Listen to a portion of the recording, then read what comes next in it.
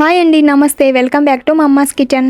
Sunday వస్తుంది, non veg తినాలి కానీ మసాలా ఉండకూడదు. ఫ్రై తినాలి కానీ ఆయిల్ ఎక్కువ ఉండకూడదు.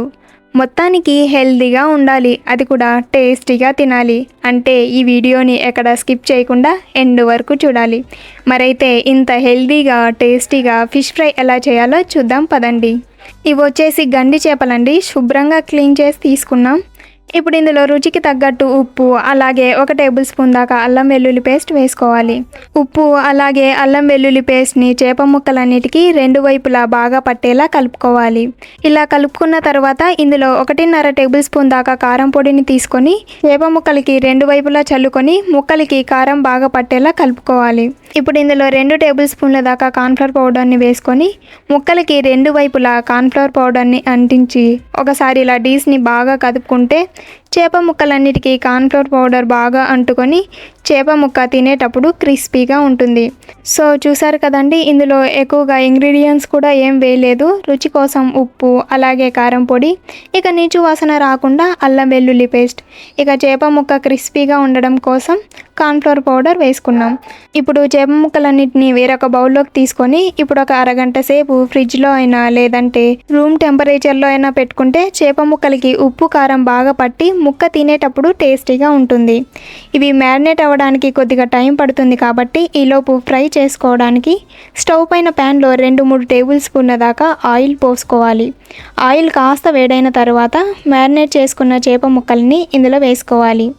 ఇప్పుడు మూత పెట్టుకొని చిన్న మంట మీద ఫ్రై చేసుకుంటే చేప ముక్క కింది వైపు చక్కగా ఫ్రై అవుతుంది. కింది వైపు చక్కగా ఫ్రై అయిన తర్వాత ఇంకో వైపుకు తిప్పుకుందాం. చేప ముక్కలు ప్యాన్లో వేసేటప్పుడేమో ఒకేసారి 2 ముక్కలు ఎందుకు వేయకూడదు అని ఒకేసారి 2 ముక్కలు వేసాం.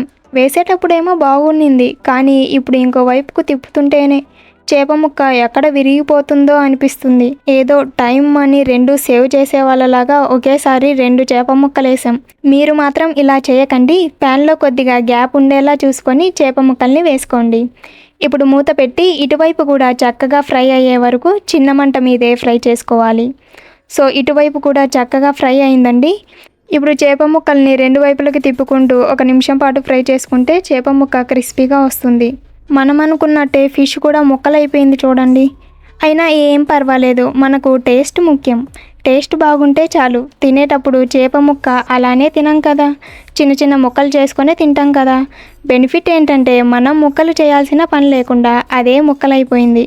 ఇందులోనే గార్నిష్ కోసం కొద్దిగా కరివేపాకు అలాగే పొడవుగా కట్ చేసుకున్న పచ్చిమిర్చి 2 వేసుకుంటున్నాం. సో ఫైనల్గా మన ఫిష్ ఫ్రై అయితే రెడీ అయిపోయిందండి. ఇప్పుడు వేరొక ప్లేట్లోకి తీసుకుందాం. అలాగే యుద్ధం చేసి విరగొట్టిన చేప ముక్కను కూడా వేరొక ప్లేట్లోకి తీసుకుందాం. సేమ్ ఇలానే మిగిలిన చేపలని కూడా ఫ్రై చేసుకోవాలి.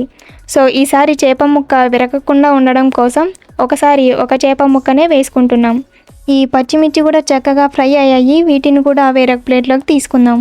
సో చూసారు కదండి, మన ఫిష్ ఫ్రై అయితే రెడీ అయిపోయింది.